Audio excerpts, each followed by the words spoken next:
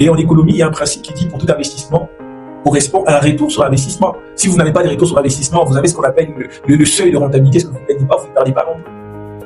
Maintenant, si vous organisez un vernissage qu'à perdre, vous organisez un vernissage où vous invitez 100 personnes, vous avez 50 personnes qui viennent. Et sur les 50 personnes, il y a pratiquement 15 à 20 personnes qui achètent votre page. Vous voyez à quel montant vous pouvez vous situer si votre livre coûte $10, si votre livre coûte $20. Voyez-vous. Donc vous dépensez.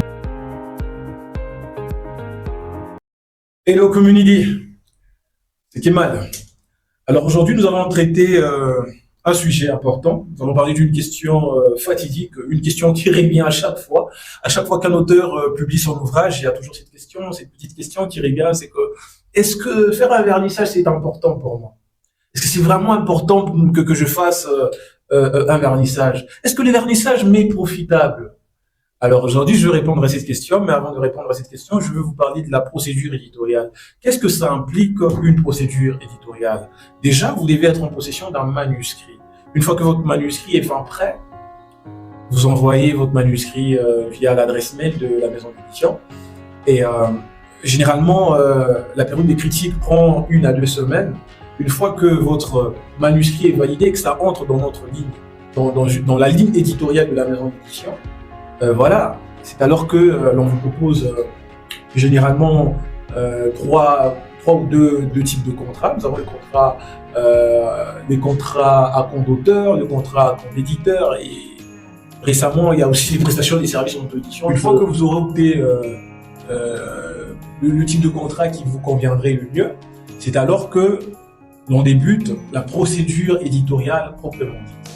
Et ça implique 2 options. Il y a premièrement la phase administrative et le traitement du texte. En ce qui concerne la phase administrative, il y a l'obtention du numéro de dépôt légal à la Bibliothèque nationale, l'obtention du numéro ISBN, j'aurais fini,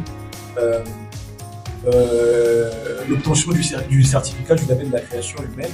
Depuis peu, je pense qu'il y a maintenant 2 ans, avec l'avènement de l'intelligence artificielle, on exige maintenant, certaines maisons d'édition exigent l'obtention du certificat du label de la création humaine. Pourquoi? Parce que ça certifie en fait que votre livre a été conçu au moins de 60% des efforts humains.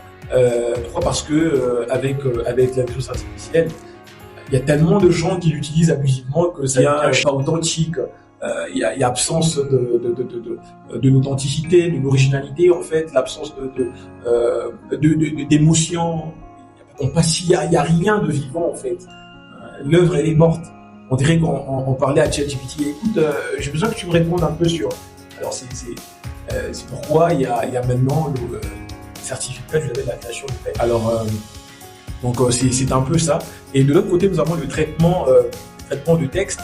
Là, nous avons la correction des fautes d'orthographe, la réécriture s'il y a lieu sur le texte, la conception de la maquette, de la couverture, premium, standard et autres. Et après intervient la phase de la publicité de l'ouvrage. Et c'est là que l'on parle du vernissage. Alors, la question qui revient souvent, c'est est-ce que le vernissage m'est profitable en tant qu'écrivain? Alors, la réponse est oui et non.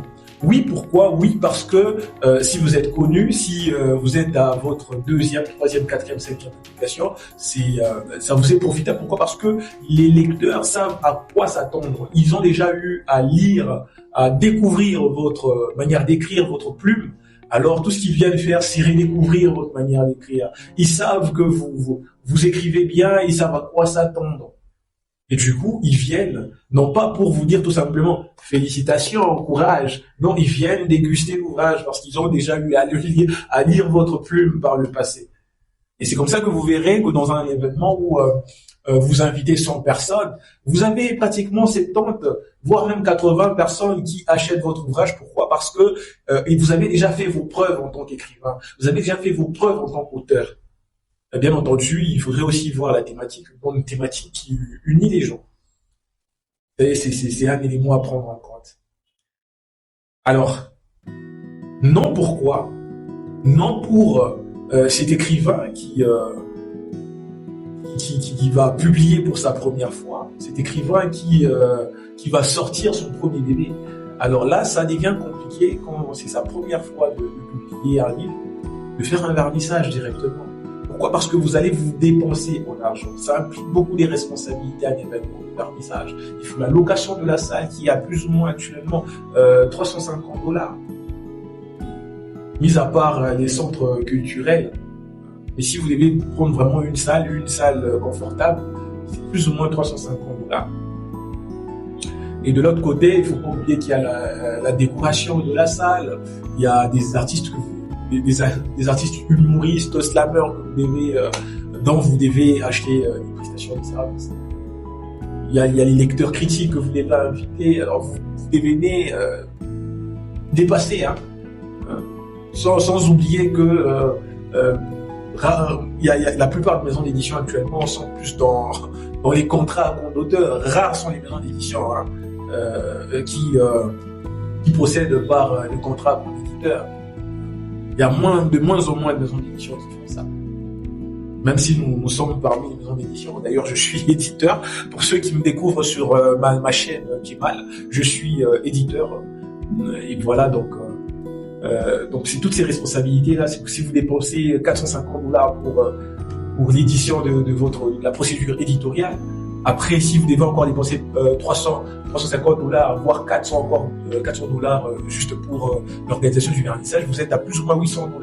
Alors dites-moi, au-delà d'être écrivain, moi je suis éditeur, et non seulement que je suis éditeur, je suis aussi, j'ai fait le droit économique, et donc j'ai des principes quand même économiques, et en économie, il y a un principe qui dit pour tout investissement correspond à un retour sur investissement. Si vous n'avez pas de retour sur investissement, vous avez ce qu'on appelle le seuil de rentabilité, ce que vous ne gagnez pas, vous ne perdez pas non plus.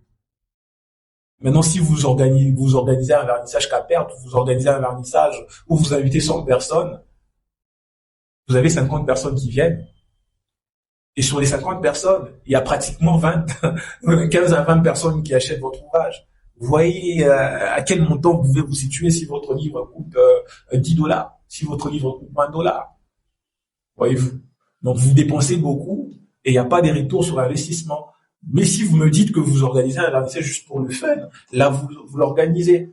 Mais sinon il y a des stratégies, parce que vous allez me dire si on n'organise pas des vernissages, comment on fait pour faire connaître son ouvrage, pour faire connaître sa personne en tant qu'écrivain? Mais il y a beaucoup de stratégies que vous pouvez organiser autour de votre livre. Premièrement, il y a une journée d'exposition et dédicace que vous pouvez organiser autour de votre livre. En ce moment-là, les lecteurs ou les gens qui viennent à votre événement, ils ne viennent pas pour vous dire félicitations et courage, non. Ils viennent parce que ils viennent juste acheter l'ouvrage. Il n'y a pas les buts de la journée d'exposition et dédicace est essentiellement destiné à la dédicace de livre. Donc quand quelqu'un vient là, ce qu'il sait qu'il doit débourser de l'argent et prendre votre ouvrage. Et vous pouvez organiser ces journées d'exposition, pas seulement dans le milieu culturel, parce qu'on sait, j'ai du mal à croire que des artistes musiciens vont vendre de la musique aux artistes musiciens. Je ne pense pas que on peut prendre l'exemple de quel artiste. Nous avons David Oukit qui va vendre sa musique à RJ Kanera, par exemple. C'est compliqué. Et du coup, je propose souvent des journées d'exposition dans de milieux publics, notamment au Djambo, comme on les fait déjà à Djambo là-bas. Vous organisez une journée d'exposition, les gens ils viennent, ils vous découvrent, ils achètent votre ouvrage. Après, il y a aussi des journées que vous pouvez, des journées, des discussions autour de votre livre. Pour ceux qui auront lu, que vous pouvez organiser dans des restaurants. Vous organisez dans des restaurants une journée de discussion où vous pouvez acheter votre bouteille de vin à côté, il y a des cartes à côté. On prend connaissance avec les 4-5 personnes qui sont là et sans compter que cette journée-là est à $1 par exemple la place. Vous n'avez besoin que de 5 personnes, place limitée, 5 personnes. 5 personnes qui achètent votre livre à $20, vous avez pratiquement $100. En ce moment-là, il y a un retour sur investissement pour les coûts d'impression. Vous discutez autour de l'ouvrage, il y a un photographe qui prend les photos et voilà. Il y a une promotion, une vulgarisation qui s'est fait et il y a des retours. Non seulement que vous gagnez de l'argent, mais il y aura un retour de publicité, si je peux le dire ainsi. Et à partir de là, quand vous avez 100 $, 200 $, après avoir récolté l'argent, vous organisez un vernissage. En ce moment, le vernissage devient un moment où on célèbre le livre. En ce moment, on organise un vernissage ou une conférence d'ailleurs, c'est plus approprié parce que le livre a déjà été consommé. Vous vous organisez pour célébrer le livre. Vous n'avez pas cette pression de vous dire non, si on n'achète pas, c'est un échec. Non, pas du tout. Ce n'est pas un échec, ce n'est plus un échec. En fait. Pourquoi? Parce que votre besoin premier n'est plus le chiffre, le gain. Vous l'avez déjà rempli. Alors, pour cette question, oui, le vernissage est bénéfique pour vous si vous avez déjà une place en tant qu'écrivain, en tant qu'auteur sur la place publique. Les lecteurs vous ont déjà découvert et que vous êtes à votre 4e, 3e, 2e, 5e publication. Et non la première. La première, c'est une perte d'argent. Et non, pour ceux qui publient pour la toute première fois son ouvrage. C'est un peu ça. Aujourd'hui, vous savez maintenant que oui, il faut organiser un vernissage, mais il faudrait aussi examiner tous les paramètres pour que ça ne soit pas un fiasco. C'était qui mal. Hein.